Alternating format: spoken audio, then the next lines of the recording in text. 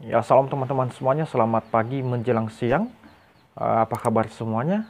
Saya selalu berharap kita semuanya dalam keadaan sehat-sehat saja, ya, tanpa kekurangan satu apapun di dalam penyertaan Tuhan kita Yesus Kristus.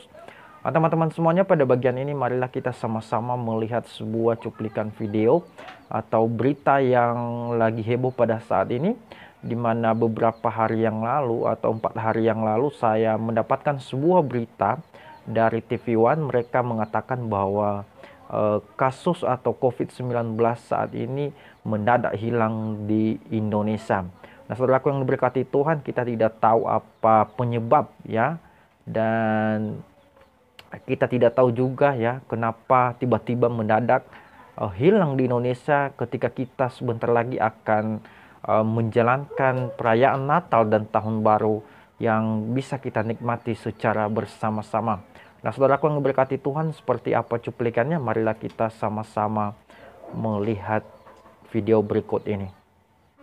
Ya, di sisi lain pemirsa, mantan Menteri Kesehatan Republik Indonesia, Siti Fadila Supari, mencium adanya kejanggalan di balik lenyapnya kasus COVID-19 di Indonesia dan sejumlah negara.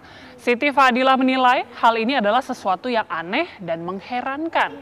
Tak hanya di tanah air, Jepang juga mengalami hal yang sama. Di Indonesia menurunnya kasus COVID-19 secara drastis ini belum diteliti secara lebih mendalam.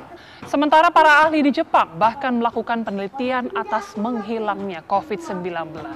Dan untuk membahasnya sudah bergabung bersama kami mantan Menteri Kesehatan Republik Indonesia, Ibu Siti Fadila Supari. Assalamualaikum Ibu, selamat petang. Waalaikumsalam. Ibu. Iya Bu, kita melihat sejauh ini kan pernyataan Ibu, ya, bahwa ada kejanggalan dan juga ada keanehan begitu. Analisa dari Ibu apa sih sebenarnya menyebabkan hilangnya kasus COVID-19 di Indonesia dan juga di Jepang, Bu? Iya, sebetulnya anehnya itu kok tiba-tiba. Dan itu juga dirasakan oleh Jepang. Kalau kita nampaknya pemerintah kita tenang-tenang, tidak merasa aneh, jadi tidak meneliti lebih lanjut. Tapi di Japanese National Institute of Genetics, mereka meneliti dan ada seorang profesor yang berpendapat bahwa COVID-19 yang Delta varian atau varian Delta itu ternyata bermutasi sehingga terjadi error mutation. Jadi sehingga timbul satu protein yang khusus sehingga menghentikan mutasi dan mereka hilang mengaturkan dirinya. Jadi dari proses satu mutasi 19 itu. Kalau Indonesia sih kita nggak tahu karena apa. Apakah karena PPKM? Saya kira juga tidak, karena pada waktu puncak-puncaknya justru pada PPKM yang sangat berhasil.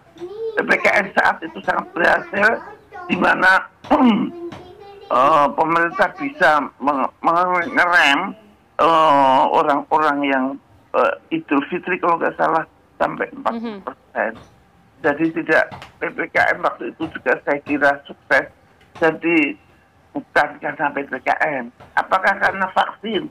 Lah, negara yang vaksinnya sangat tinggi saja, mereka juga pada outbreak itu. Jadi karena apa ya? Nah, itu yang sampai sekarang. Karena tidak seperti pandemi. Kalau pada pandemi yang biasanya adalah turunnya itu gradual. Agak turun, bukan tiba-tiba hilang. Gitu. Nah, teman-teman semuanya, itu tadi cuplikan videonya, dan di mana mereka mengatakan bahwa COVID-19 mendadak hilang di Indonesia. Mereka mengatakan bahwa mereka tidak tahu juga penyebab, ya, dan kenapa hal ini bisa terjadi secepat itu ketika kita sebentar lagi akan merayakan Natal dan Tahun Baru. Nah, di dalam video tersebut mereka melakukan wawancara atau mereka meminta tanggapan dari mantan Menteri Kesehatan Republik Indonesia, Ibu Fadila. Dan Ibu Fadila pun mengatakan bahwa ini merupakan hal yang aneh atau berupa kejanggalan, ya, karena dia merasa bahwa kok bisa secepat itu tiba-tiba kasus COVID ini menghilang atau mendadak hilang di negara Republik Indonesia yang kita cintai. Nah, saudaraku yang diberkati Tuhan, ya, melalui wawancara itu ada satu poin yang bisa kita tangkap, bahwa ketika beliau mengatakan bahwa ini merupakan sebuah keanehan atau kejanggalan, ya, saya mau katakan bahwa ini merupakan sebuah kejanggalan atau keanehan, ya, karena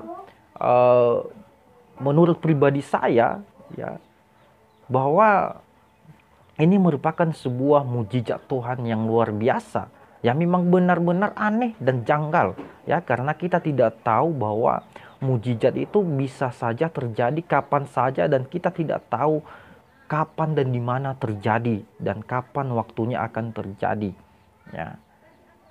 Jangan terheran-heran, ya. Jangan berprasangka buruk, ya, dengan kejadian-kejadian yang seperti ini, ya, karena kita tidak bisa melihat dengan mata kita sendiri, ya, karya-karya Tuhan yang begitu besar di dalam kehidupan kita. Rencana-rencana Tuhan itu sudah dibuat, ya, dibuatnya dengan sedemikian rupa, dengan secantik dan seindah mungkin, ya, untuk bisa kita nikmati bersama-sama. Jadi saya mau katakan bahwa jangan kita terkejut dengan kejadian-kejadian yang seperti ini. Kalau COVID-19 di Indonesia mendadak hilang ketika kita sebentar lagi akan melaksanakan Natal dan Tahun Baru, maka saya berkatakan bahwa itu adalah merupakan sebuah mujizat dari Tuhan dan karya Tuhan yang begitu besar di negara kita, Republik Indonesia. Nah, saudaraku yang diberkati Tuhan, kita sangat bersyukur, ya, bahwa kasus COVID-19, ya, di Indonesia, ya, semakin menurun ketika kita sudah mulai merayakan Natal kita pada bulan 12 ini, dan itu yang perlu kita syukuri dan kita perlu berterima kasih kepada Tuhan, ya, walaupun pemerintah, ya, memberikan larangan-larangan dengan aturan-aturan yang amburadul, ya, untuk membatasi orang untuk tidak melakukan semua kegiatan, ya, baik itu perayaan Natal. Tetapi saya mau katakan jangan pernah gentar, udah saatnya lagu-lagu Natal dan Natal harus berkumandang di negara Republik Indonesia ini yang kita cintai, ya, karena Tuhan akan bersama saya dan bersama saudara semuanya, dan Tuhan tidak pernah mengecewakan orang-orang yang percaya kepadanya, karena janji Tuhan itu tidak pernah gagal di dalam kehidupan kita. Nah, saudaraku yang diberkati Tuhan, demikian saja perjumpaan kita pada pagi hari ini. Kiranya Tuhan boleh memberikan kita satu pengertian yang baik untuk bisa memahami setiap apa yang boleh saya sampaikan, setiap firman yang boleh kita renungkan, ya, baik yang kita dengar dari para pendeta atau kita baca di dalam Alkitab. Mintalah Roh Kudus untuk membimbing kita, ya, supaya kita bisa mengerti dan rahasia-rahasia firman itu boleh tersingkapkan di dalam pribadi kita. Terima kasih dan Tuhan Yesus memberkati kita semuanya.